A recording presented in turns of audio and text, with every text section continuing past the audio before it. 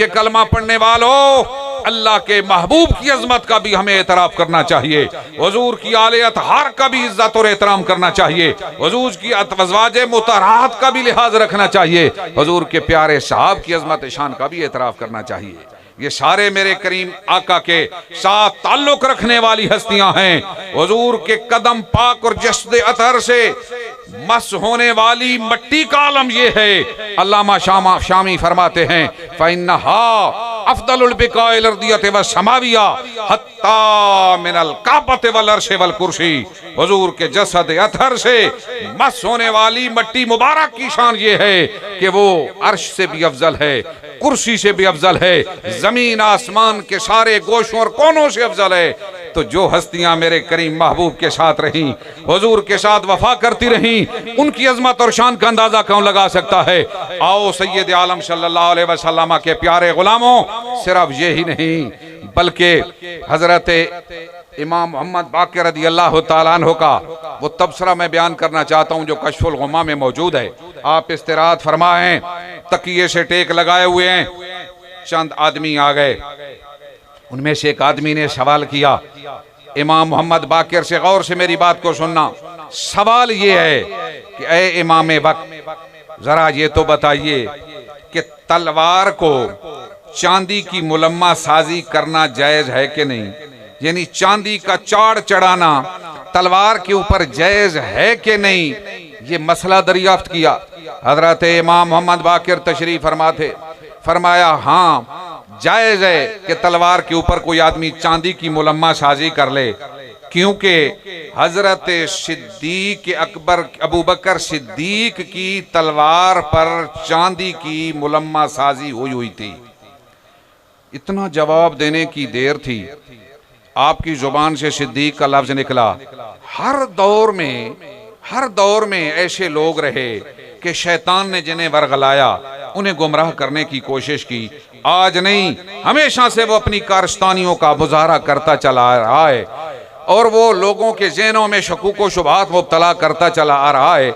आओ मेरे करीम महबूब के गुलामों, शैतान की रेशा दमानियों से जान छुड़ाकर उन हकायक की तरफ आना चाहिए जिन्हें आइम्मा अतहार ने बयान फरमाया। कश्फुल गुम्मा किताब अहले तशय्यो की तबसरा करने वाले इमाम मोहम्मद बाक़िर फरमाया, चांदी की तलवार पर चांदी की मुलम्मा साजी करना जायज है, क्योंकि अबू बकर सिद्दीक की तलवार पे चांदी की मुलम्मा साजी थी। वो शख्स कहने लगा जिसके दिल में कोई बदबातनी थी, शेखैन करीमैन के बारे में बुग़्ज़ था, उसने हजरत इमाम बाक़िर की बारगाह में यूं सवाल किया, कहता है अतक़ूलु लहू अस्सिद्दीक, ए इमाम वक्त तू भी उन्हें सिद्दीक कहता है।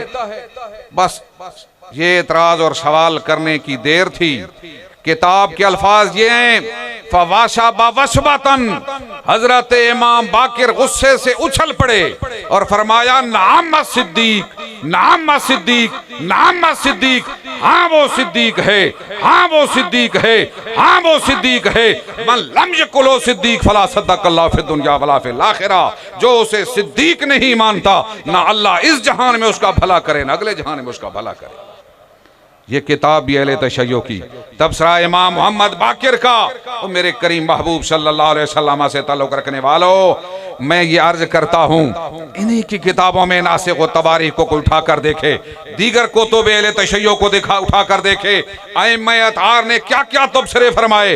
हजरत इमाम ज़ैनुल आबिदीन तशरीफ़ फरमा है, इराक़ के चंद लोग आ गए और उन्होंने आकर शेखैन के बारे में कुछ अल्फाज कहे ना, हजरत इमाम वक्त जलाल में आ गए।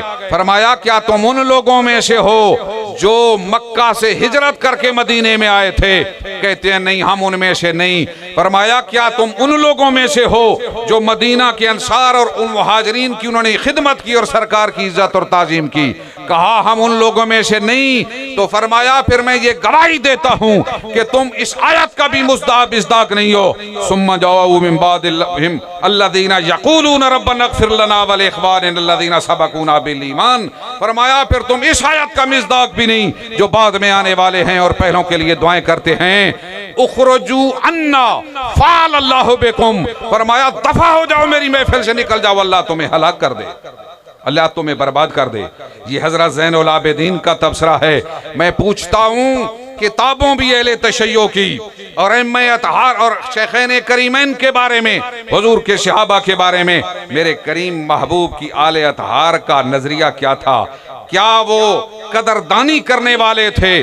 क्यों ना ऐसा होता, मैं जरा अकलन समझा दूं, क्यों ना ऐसा होता जो वफादार औलाद होती है, माँ बाप की कदरदान होती है, वो अपने वालिदैन और आबा व अजदाद के दोस्तों का भी लिहाज किया करते हैं, उनका एहतराम किया करते हैं, उनके खुद्दाम के साथ भी हुस्न सलूक का मुजाहरा किया करते हैं। तो सारा जहान में तो ये असूल हो कि औलाद अपने माँ बाप के दोस्तों और खादमों के साथ अच्छा सलूक करे, उसे वफादार करार दिया जाए।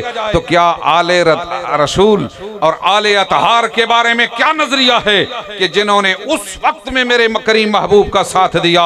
ना उस वक्त कोई आसाइशें थी, ना उस वक्त कोई दुनिया का जाहो जलाल था, ना उस वक्त कोई दुनियावी एतबार से मनफियत हासिल थी, सिवाय कुर्बानियों के कुछ न था। जो उस वक्त निशावर हो रहे थे, मेरे करीम महबूब के मिशन को चला रहे थे, हुजूर की जात पे कुर्बान होने को तैयार थे।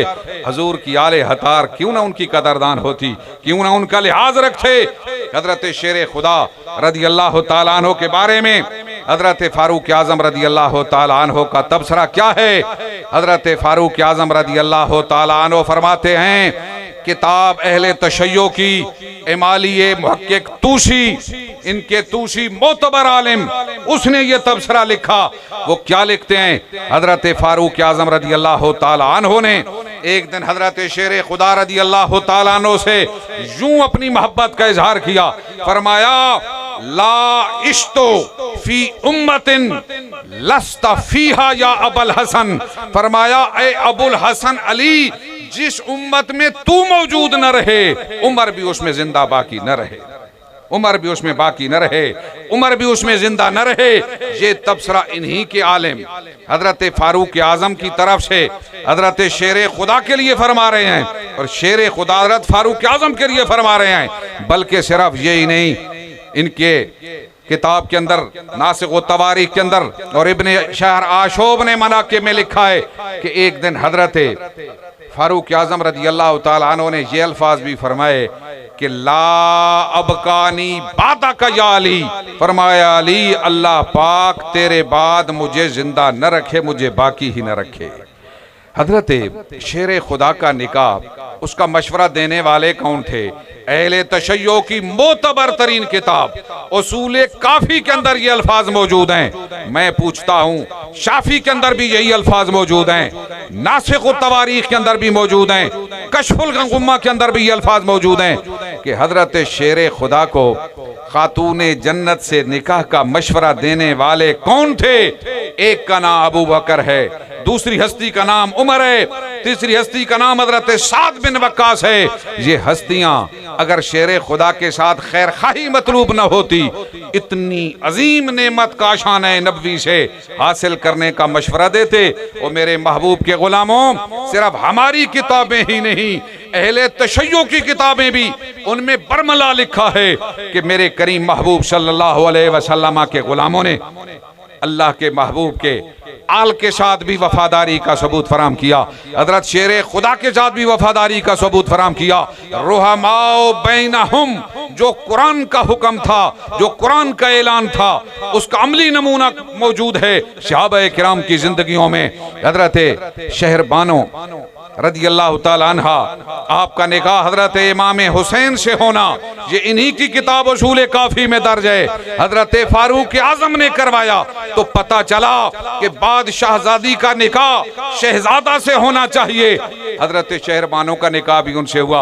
और मेरे करीम महबूब सैयद आलम सल्लल्लाहु अलैहि वसल्लम के प्यारे गुलामों, अल्लाह के प्यारे हबीब सरवरे दो जहां सल्लल्लाहु अलैहि वसल्लम से निस्बत गुलामी रखने वालों, आओ सैयद आलम सल्लल्लाहु अलैहि वसल्लम ने अपने दो प्यारे सहाबा को अपनी लिखते जिगर का रिश्ता अता फरमाया, और दो वो हैं जिनके घर में खुद निकाह फरमाया, जिसे हजूर अपनी दामादी की शर्फ अता फरमाएं, जिन्हें अपना ससुराली शर्फ अता फरमाएं, उनके बारे में कोई मैली निगाह रखे तो वो अपने बारे में खुद ही सोच ले उसका अंजाम क्या होगा।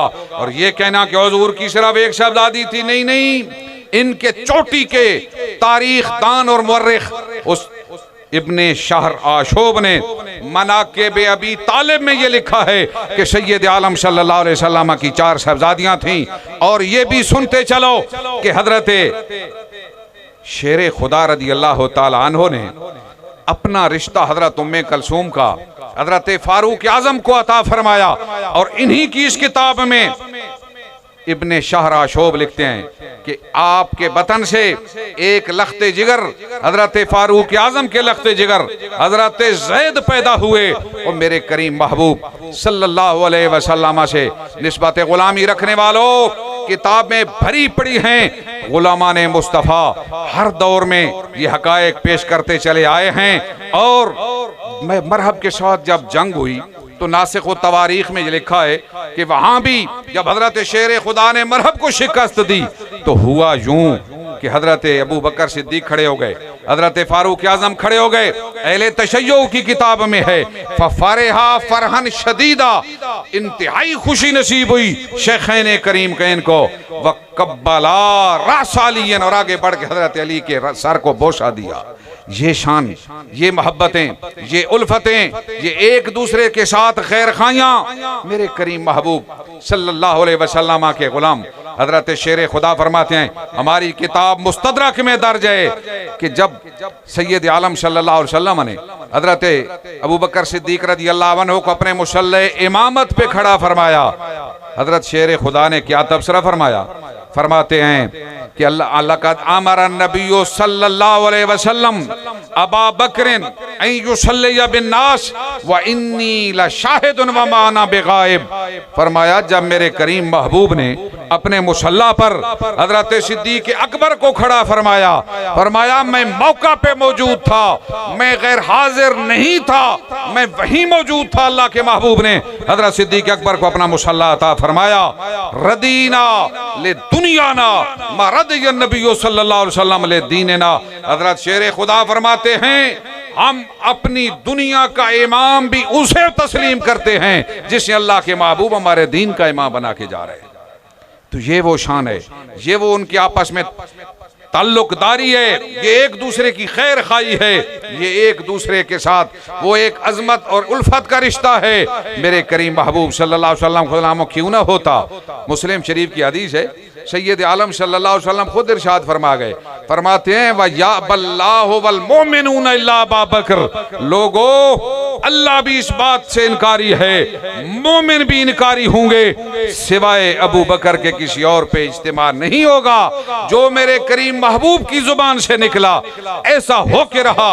अल्लाह ने भी अबू बकर सिद्दीक रज़ी अल्लाह तआला अन्हु को खिलाफत बिला फज़ल का शर्फ अता फरमाया और मोमिनीन ने भी हजरत सिद्दीक अकबर के दस्ते हक परस्त पर बैअत फरमाई। हजरत शेर खुदा रज़ी अल्लाह तआला अन्हु भी उनकी अजमत का एतराफ करते रहे और शेखैन करीमैन हसनैन करीमैन की अजमत का लिहाज रखते रहे। हजरत सिद्दीक अकबर तशरीफ लाए, हजरत हसन को देखा, उठाया, बोसे दिए। हजरत अली पास खड़े थे, फरमाया अली, ये अली से मुशाबत नहीं अपने नाना हुजूर से मुशाबत है।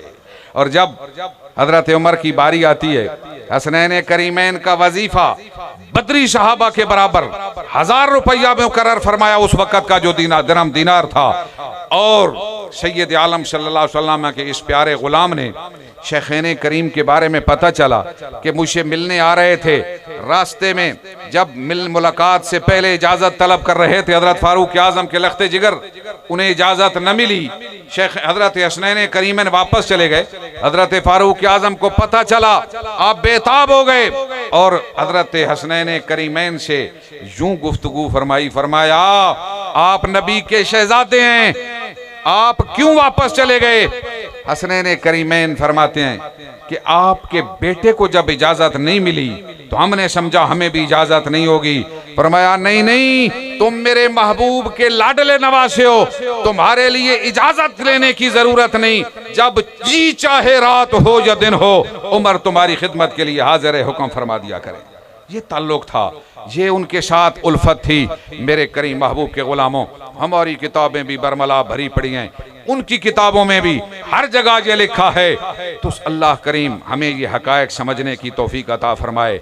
अहले बैत अतहार, असहाबे रसूल, इनको अल्लाह के महबूब ने जो शीरो शकर बनाया, इनमें जो ताल्लुक कायम फरमाया, इसको समझने की तक तौफीक अता फरमाए और दिलो जान से उनसे मोहब्बत करने की तौफीक अता फरमाए।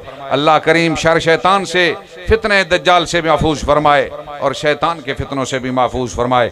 हक को समझने की तौफीक अता फरमाए। व आखिरु दावाना अनिल हम्दुलिल्लाहि रब्बिल आलमीन।